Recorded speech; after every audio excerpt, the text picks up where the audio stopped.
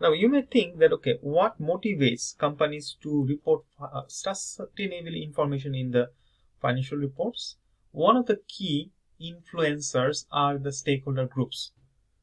So stakeholder actually can play a role in making companies report their initiative to sustainability development goals. So stakeholder pressure can come from both primary and secondary stakeholders. So now the primary stakeholders can also be internal, can also be external stakeholders. Primary stakeholders actually utilize corporate sustainability disclosure to inform decision making. For instance, financial investors may assess environmental risk associated with potential investment.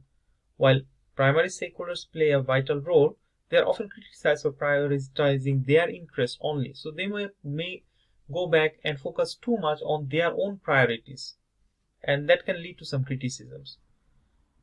Secondary stakeholders, on the other hand, for example, the regulatory bodies and industry practitioners may employ corporate sustainability reports to inform policy developments. So they might also play a vital role in ensuring corporations are focusing on sustainability issues.